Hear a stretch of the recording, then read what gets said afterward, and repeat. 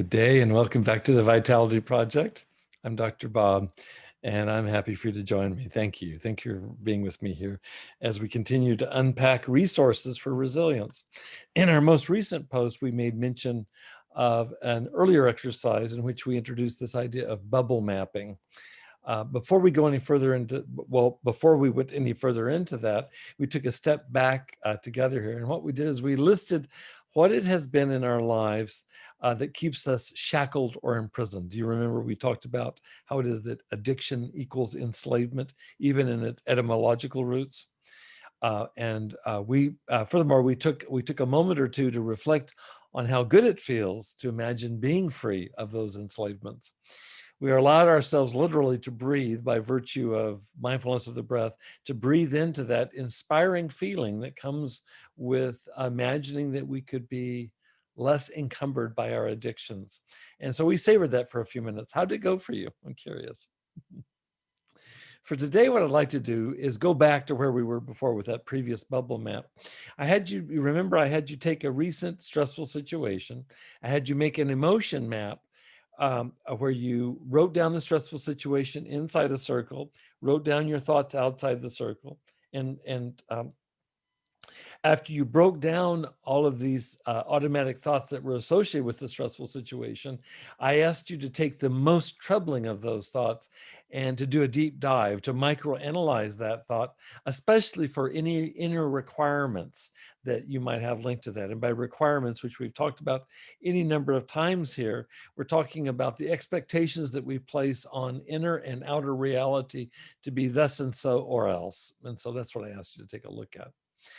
There's actually one more thing I had you do, if you'll remember. I asked you to rank or rate your level of stress or anxiety in reviewing that bubble map, that particular thought that you went deeply into. I had you rate your level of stress on a scale of 1 to 10. And particularly because we were spending some time kind of down in the dirt looking at these inner requirements. So I'd like to try an experiment here with you today, okay? Let's just take 5 minutes right now to center and ground our minds and bodies, once again, through mindfulness of the breath. We've done this any number of times, but I'm going to present very straightforward instructions once again, just for good measure. I'm going to read the instructions, listen to my reading the instructions, and then apply this to yourself over a period of 5 minutes. I'll give you instructions for all of it. You'll do the rest of this on your own. Here are the instructions. And if you've been with me before, bear with me because you'll be familiar with this. You close your eyes and then begin to slowly breathe. Breathe in through your nose. And as you breathe in, notice that your stomach slowly rises with each in-breath. And with each out-breath, your stomach falls. That's very natural. Now, as you're focusing on the rising and falling of your stomach with your breathing, what you're going to notice is that thoughts and sensations, they come and go. They'll want to step in and get attention.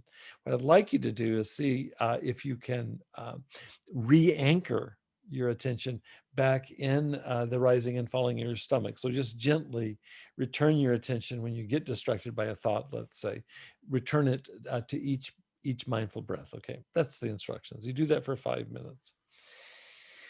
Once you've done that, I'd like to ask you to go back and make note of any change in your physical stress level now on a scale of 1 to 10 when you sit with this bubble map that we just talked about. So you're going to read the bubble map, go back and look at it, see what you're stressed out about, see what your requirements are, practice the mindfulness. And now go back and rate yourself on a scale of 1 to 10 to see how is your stress level now. I forgot to mention that you rate yourself before you do the mindfulness. So we're doing an A/B, a pre and post test. Let's see what you find out. Let's see if there isn't some additional wiggle room here, especially when we start talking about introducing ways of self-calming. When we introduce these into the mix, we're moving in the direction of resilience, and that's our aim here. Thanks again so much for joining me. I wish you well with the exercise. Come visit me again soon. Take care.